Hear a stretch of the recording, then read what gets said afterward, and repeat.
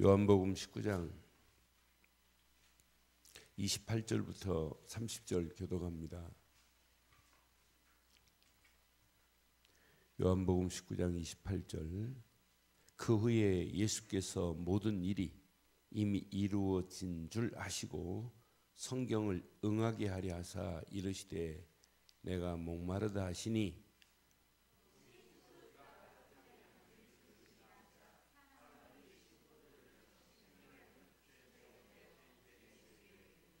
함께합니다. 예수께서 신 포도주를 받으신 후에 이르시되 다 이루었다 하시고 머리를 숙이니 영원히 떠나가시니라. 아멘. 저한테 성경 66권의 최고의 클라이막스가 뭐냐고 묻는다면 저는 요한복음 19장 30절입니다. 창세기 1장 2장의 그 어마어마한 에덴 동산, 범죄가 없는 에덴 동산, 가장 행복한 에덴 동산, 하나님과 함께하는 축복의 동산, 그 에덴 동산의 축복이 창세기 3장의 선악과 열매를 따먹음과 동시에 파괴되고 말았어요. 그래서 구약은 전부 앞으로 이 비밀을 회복하겠다, 에덴의 축복을 회복하겠다라고 하는 게 구약 성경의 전부 예언의 메시지예요. 그 예언의 메시지를 완벽하게 성취한 부분이 어디냐? 오늘 요한복음 19장 30절 십자가에서 다 이루신 줄 믿습니다. 28절에 분명히 그 후에 예수께서 모든 일이 이미 이루어진 줄 아시고 뭐라고 그랬어요? 성경을 응하게 하려 하사 그랬어요. 내가 목마르다 하시니, 그럼 십자가에서 물과 피를 다 쏟으셨어요. 여러분, 고난주간은 뭐 금식해도 돼요. 또 고난주간은 막 십자가의 고난을 생각하면서 내가 막 고통스러워하고 고난스럽게 사는 게 고난주간이 아니에요. 저는 고난주간을 생각할 때마다 제 심령 속에 이제 고난주간을 시작하는 첫 메시지가 사실은 마태복음 21장에 예수님이 예루살렘의 입성부터 이제 고난이 시작되는 거예요. 그래서 종려주일과 함께 고난주간이 시작되는 거예요. 그런데 사실은 종려주일은 뭐냐면 마태복음 21장에 예수님이 이제 예루살렘에 입성할 때 두 제자를 뽑아서 나귀를 가서 동네 어귀에 가서 가져와라 그래요. 그리고 돈도 안 주고 갖고 그래요. 단 주가 쓰시겠다고만 해라. 근데 나귀를 끌고 가려고 하는 두 제자, 대단한 믿음이지요. 주가 쓰시겠다는 메시지만 가지고. 그런데 나귀를 내주는 주인도 대단해요. 이때 당시 나귀는 교통수단의 유일한 방법이에요. 근데 나귀를 내줬다? 그것도 새끼를 같이 내줬다? 그런데 그 나귀를 가져올 때 나귀 위에 겉옷을 벗는 무리들, 또 예수님이 타고 가시는 그 길에 겉옷을 벗어서 쭉 깔고 종려나무 가지를 깔고 있는 무리들, 또 많은 무리들이 종려나무 가지를 가지고 호산나 호산나 다윗의 자손이 예수님 하면서 이제 고난이 시작되는 거예요. 그런데 이건 성경 공부입니다. 진짜 우리가 고난의 증인이 맞다면 저는 갈보리 하는 순간에 갈보리 십자가에서 예수님이 무엇을 바뀌었다? 물과 피를 다 쏟으셨다? 이게 흑암과 저주가 무너지는 시간이요. 휘장이 위로부터 아래로 갈라지면서 구약에는 대제사장만이 1년에 한 번씩 7월 10일 날 속죄일에 하나님 앞에 직구할 수 있는 부분을 단번에 해결하신 줄 확신합니다. 그러니 우리가 만인 제사설이라는 말이 뭐예요? 우리가 예수를 그리스도로 믿는 우리에게는 예수 그리스도 이름으로 기도할 때 하나님이 직접 응답하시고 축복하실 줄 확신해요. 그게 신앙생활이에요. 그러니까 여러분, 고난의 비밀을 생각하며 고난의 십자가를 생각할 때마다, 갈보리 십자가를 생각할 때마다 이건 구약의 모든 메시지를 완벽하게 성취한 성경의 가장 위대한 클라이막스다. 아니, 고난이 없는데 어떻게 예수님이 부활하세요? 아니, 고난이 없는데 예수님이 어떻게 부활 승천이 있을 수 있어요? 그러니까 고난을 통과해야 돼요. 그래서 성경의 모든 것을 응하신 부분은 십자가 사건인 줄 믿어요. 그럼 우리 기독교인들이 다른 부분은 몰라도 갈보리만 생각해도 모든 거 다 끝났다 이렇게 믿어야 돼요. 갈보리 십자가만 생각해도 내 인생은 갈보리 십자가만 붙잡으면 다 끝났다 정도가 아니라 충분하다. 그리스도 한 분이면 내 인생은 끝난다 이 말이에요.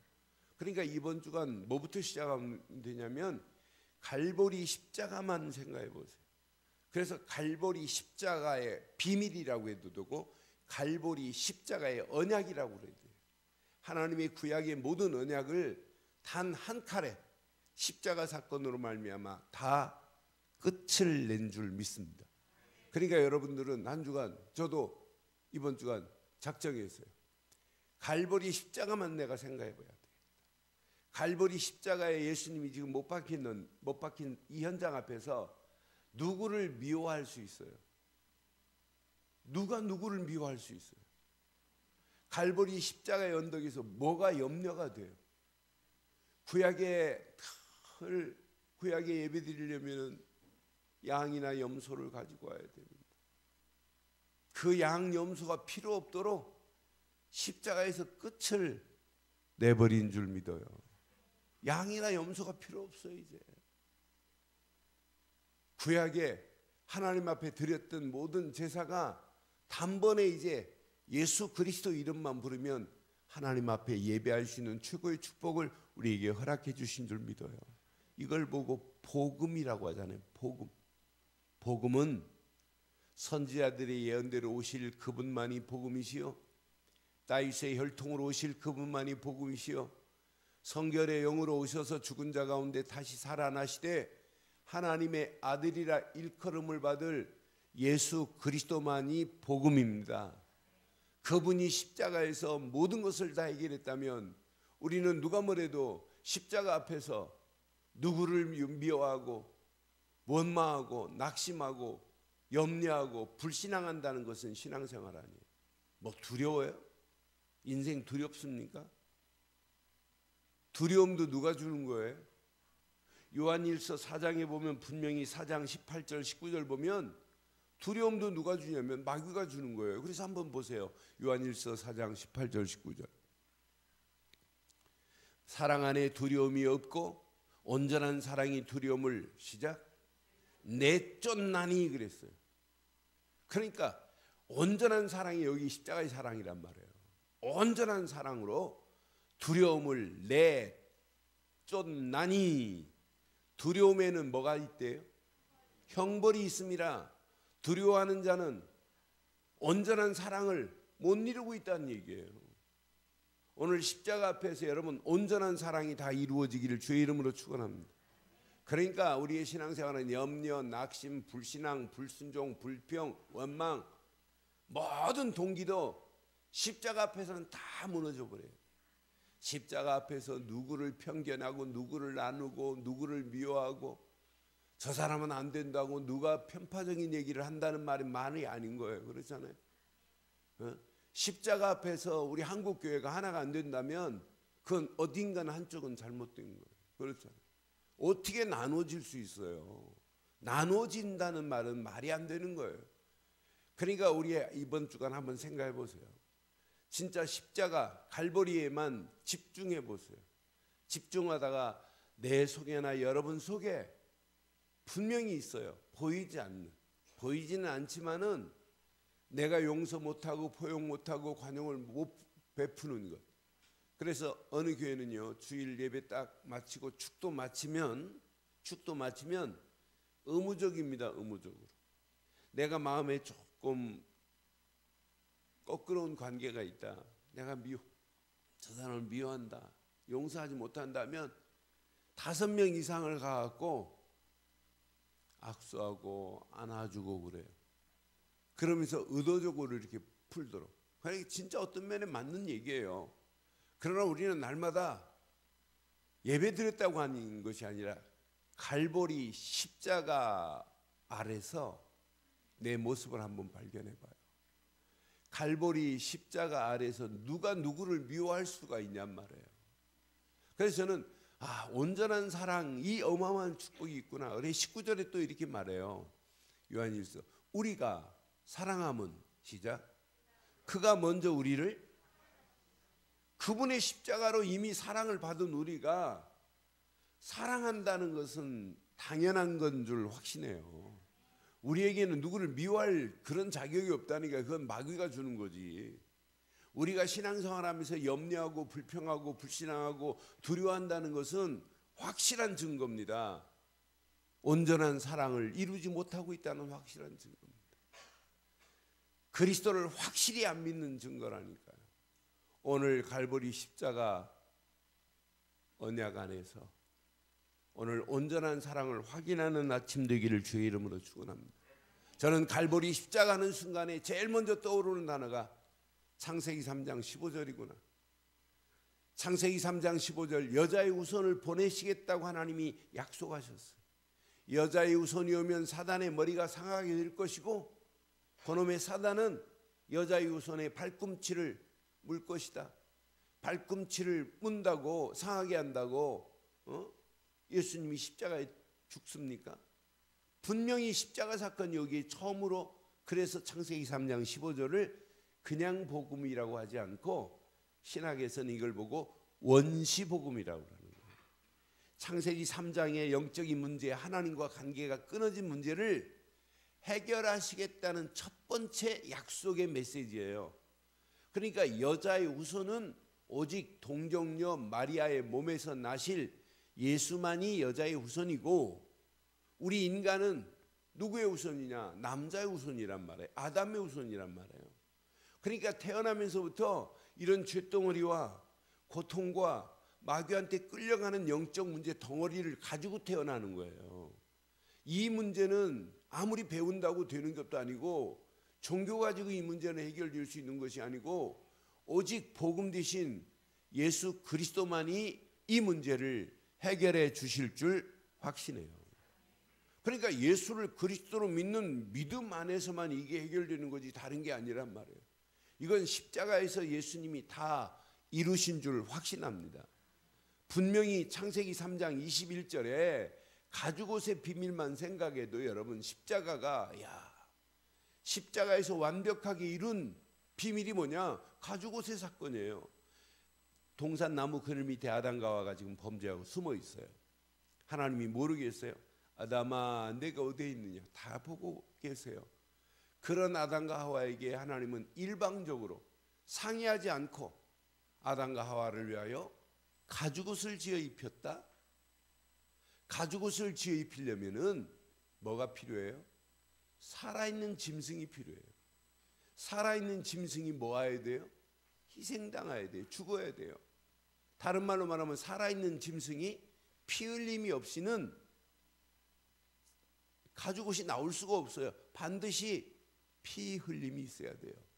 그래야 가죽옷을 벗겨서 아담과 하와에게 나뭇잎으로 수치를 가리고 있는 아담과 하와에게 가죽옷을 지어 입히신 것 같이 우리의 가죽옷은 십자가에서 다 이루신 예수 그리스도만이 영원한 가죽옷인 줄 믿습니다. 그러니까 이 옷을 입고 가는 게 여러분 고난주간에 나를 위하여 예수님이 가죽옷을 지어 입혔다. 이것만큼 하나님의 풍성한 사랑, 이 완벽한 사랑이 어디 있겠어요? 그러니 하나님의 사랑, 온전한 사랑을 이루고 온전한 사랑을 깨닫고 누리는 사람은 304장 찬송가 3절 가사처럼 하늘을 두루마리 삼고 바다를 먹물 삼아 하나님의 사랑을 기록해도 기록할 수 없다는 신앙 고백이 나와야 정상인 줄 믿어요. 그러니 한 주간 우리 갈보리 십자가 아래에서 다시 한번 온전한 사랑을 회복하고 그 온전한 사랑이 내 입술을 통해서 내 삶을 통해서 그리스도의 고난의 비밀을 많은 사람들에게 증거하는 축복의 한 주간 되기를 주의 이름으로 축원합니다. 분명히 출애굽기 3장 18절만이 십자가의 비밀이란 말이에요.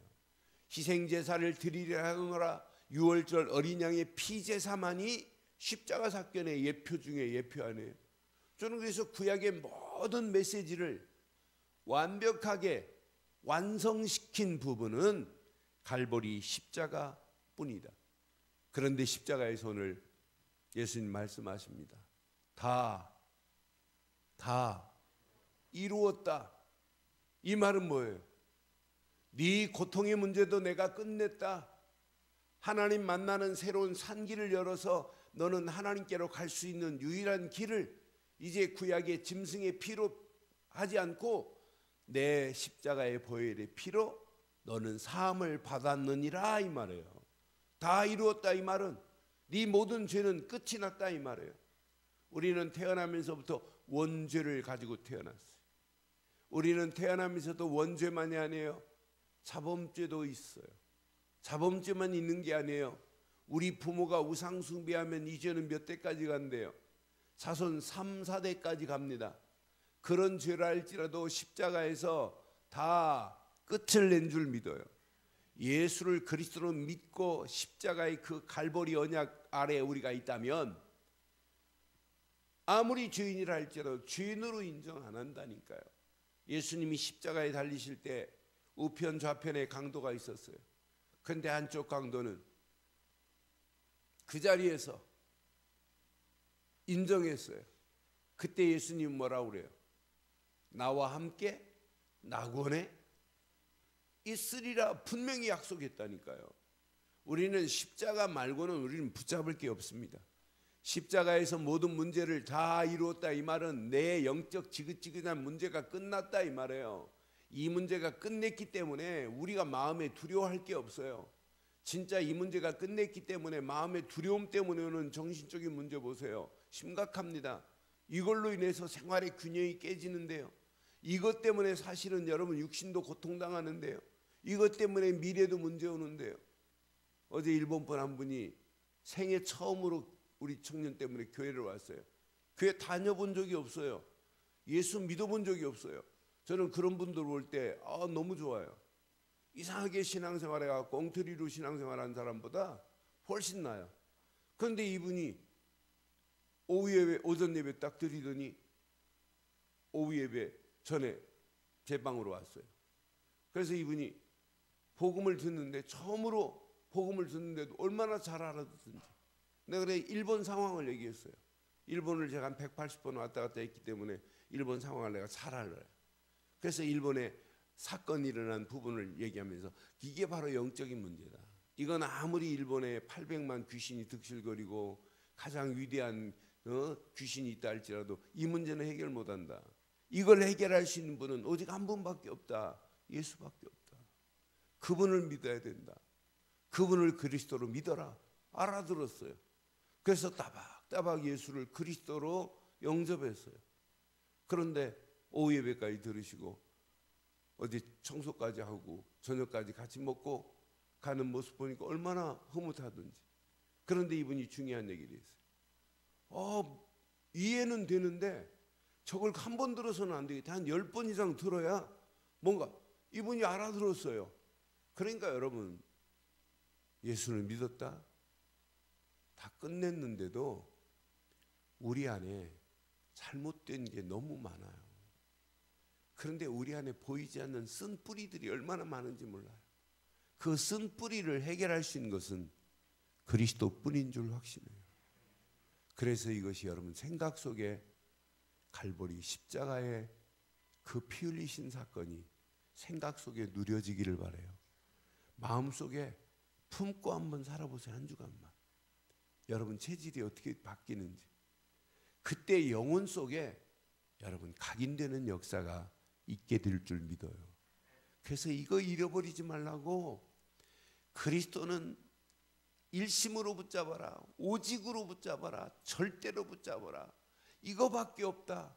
이분 한 분이면 충분하다. 이게 완전하다. 다다. 라고 계속 강조해도 부족함이 없습니다. 여러분, 교회가 이것 말고 다른 것 강조하면 어떻게 되겠어요?